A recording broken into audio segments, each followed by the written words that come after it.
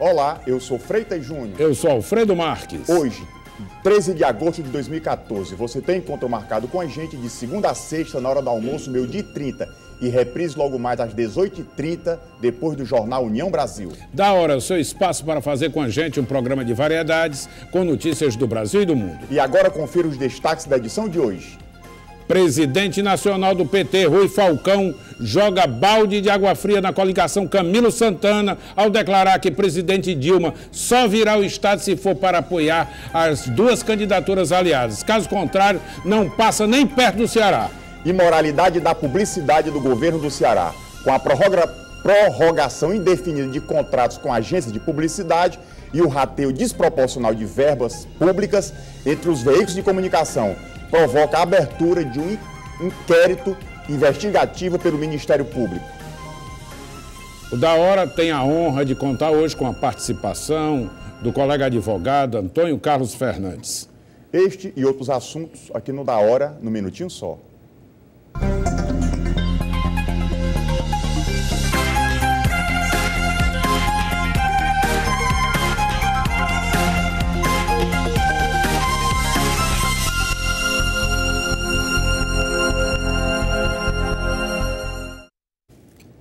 Estamos de volta no Da Hora.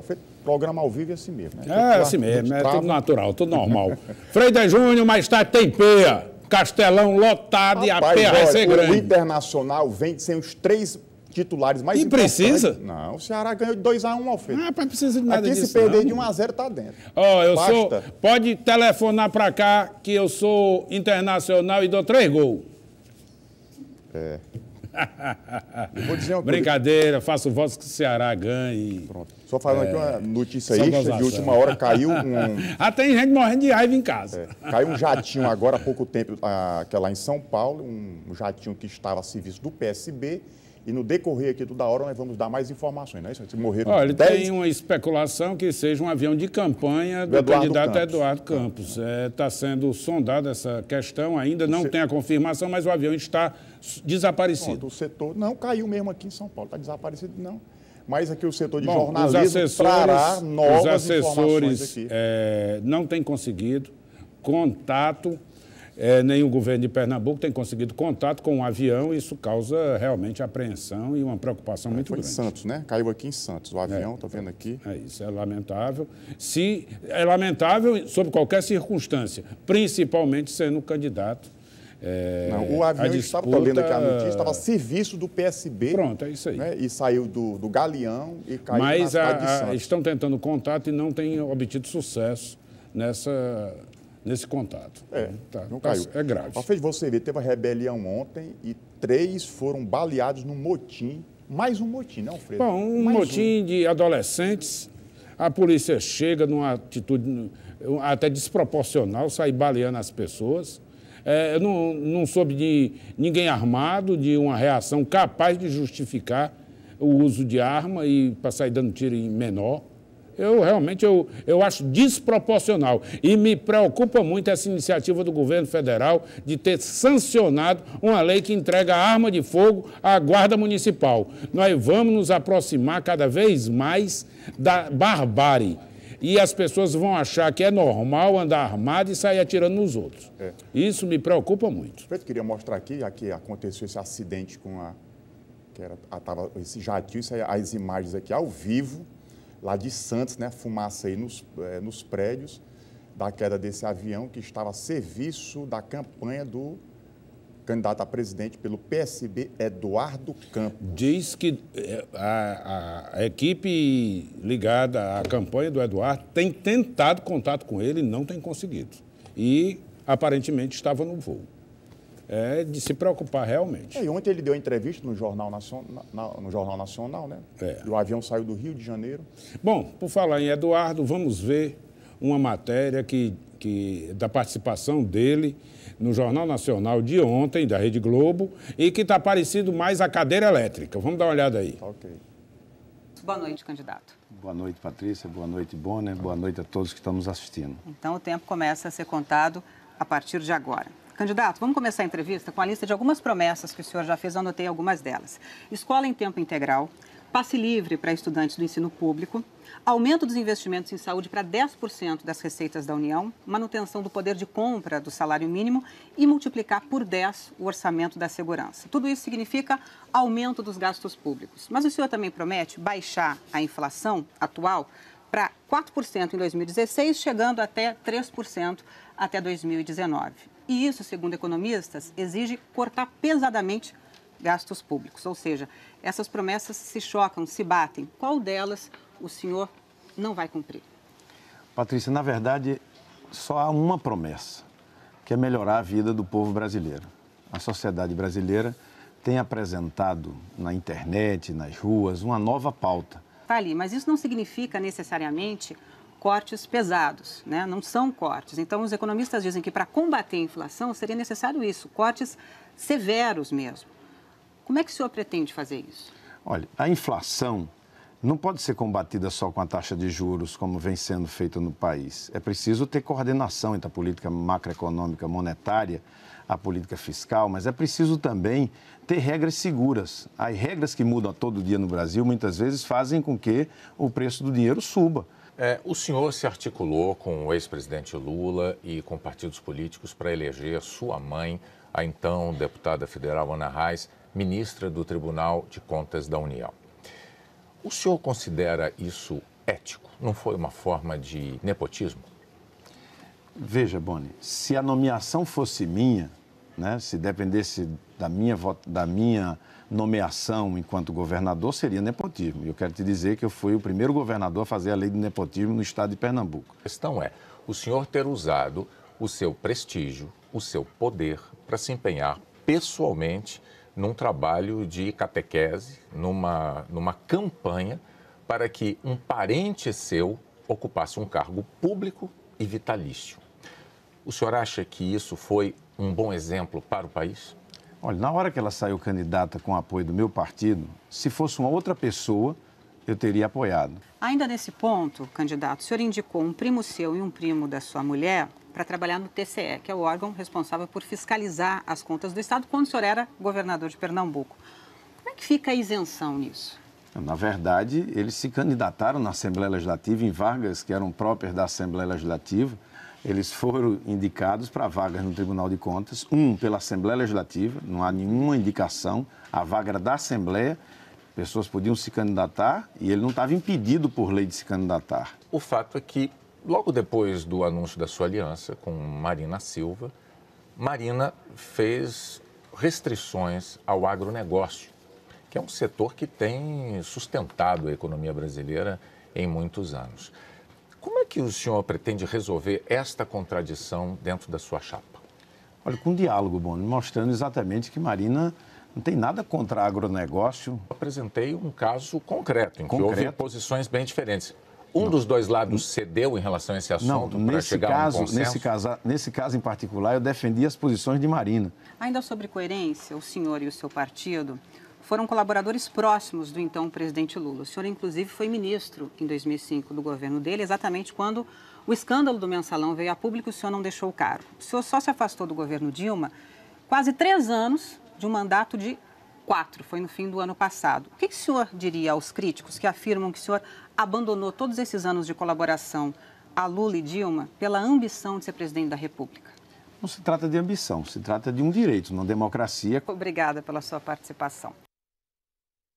O telespectador viu e, infelizmente, né, o Estadão já confirmou que neste jatinho que saiu do Rio de Janeiro para São Paulo, estava dentro dele o presidenciável aí, Eduardo Campos, que veio a falecer, né? Foi lamentável. Bom, realmente vai deixar uma comoção social muito grande no país inteiro. Nós temos umas imagens aí do G1 que dão informes da queda. Vamos dar uma conferida aí nelas. Mas realmente é uma coisa para deixar todos muito preocupados, tanto com a aviação brasileira quanto a perda, que é de qualquer forma. É um grande brasileiro, né? Candidato à presidência da República, um homem sério, honrado. Neto do Miguel Arraes. Só pena. Vamos aguardar. Destino a São Paulo. Essas imagens foram feitas por moradores. Você vê ali bastante fumaça.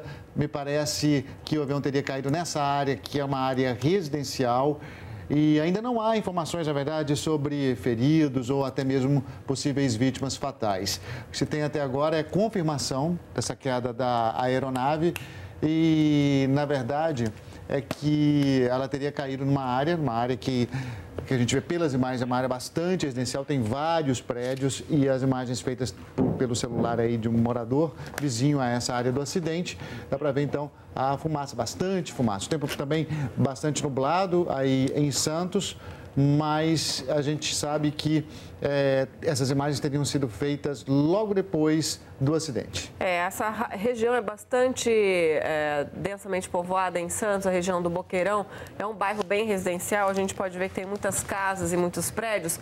E o trânsito também é bastante intenso aí nessas avenidas. A gente vê ali o canal, a cidade de Santos, que é toda cortada por canais. Inclusive, os canais são as referências, né, para os moradores da cidade. A altura do canal, eles se localizam na cidade por esses canais. E a gente vê ali que a movimentação é bastante grande aí nesse canal que fica no Boqueirão, que é um bairro populoso, justamente onde caiu essa aeronave. Como o Luciano falou, ainda não há confirmação de que tipo de aeronave seria um avião ou um helicóptero, mas o fato é que houve essa queda agora de manhã e as equipes estão ainda se dirigindo ao local. Essas imagens foram feitas por moradores aí da região, né? Não são imagens feitas por uma câmera de um telefone celular. Então, a gente tem, a qualidade da imagem não é tão boa, mas a gente consegue ver ali a fumaça escura que sai ali de trás daquelas casas e daqueles prédios. As equipes estão ainda no local, então, apurando para ver se há vítimas desse acidente. Interessante, né, Raquel, que a fumaça ela começa, pega bem o início mesmo ali, né, o que teria sido logo após a queda. Bom, ao que tudo indica, Eduardo Campos estaria dentro do avião, mas ainda não há confirmação. Não há confirmação, vendo aqui no site da Veja, ela disse que a aeronáutica confirma que o avião que caiu, né, o jato que transportava o Eduardo Campos fazia a mesma rota. Pois é, eu acho que essas coisas vão se tomara dizer, que não, né? Vão se dizer de forma homeopática, não vai ser as informações estão muito contraditórias, vamos esperar que não. Nós, quer dizer, uma agência de notícia diz que morreu, outra diz que não morreu. Infelizmente, torcer para que não vamos lamentar. Ficar atentos e qualquer informe a gente passa aí para os telespectadores. Face aos acontecimentos, nós temos aqui o nosso quadro Ficou na Promessa, e como todo mundo já sabe que a saúde pública é um ponto nodal, né, de tristeza aqui no nosso estado, principalmente na capital, e temos aí Ficou na Promessa, o que é que foi prometido para a saúde do Fortalezense. Eu queria só dizer o seguinte, essa publicidade que o senhor e a senhora vai ver em casa é a maior constatação da imoralidade e da inverdade pública, porque a Prefeitura de Fortaleza está colocando uma imagem dessa daí que não condiz com a realidade. Confira aí.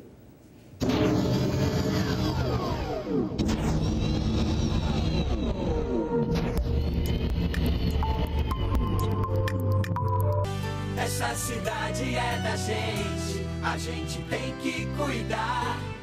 E saúde é coisa séria, tá em primeiro lugar. A cada dia que passa a gente tem muito mais certeza. É aqui que a gente ama viver em Fortaleza. É aqui que a gente ama viver em Fortaleza. Prefeitura de Fortaleza, trabalhando para melhorar nossa cidade.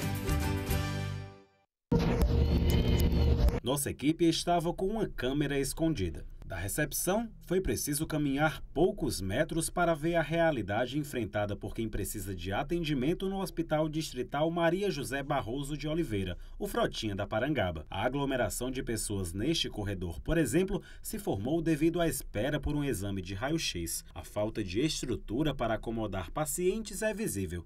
Enquanto alguns encontraram espaço nos poucos bancos existentes, outros ficaram em pé ou até mesmo no chão. Em casa eu voltei, não tinha médico ontem. Desde 6 horas da manhã que eu voltei, estou aqui de novo. Olha como é que tá. Minha avó, ela pegou o número 38, ainda está no 23. Todo mundo reclamando que, como funciona, que veio o senhor mais cedo, estava esperando para ele entrar na consultório do médico. Detalhe, não tem ortopedista. Não tem ortopedista.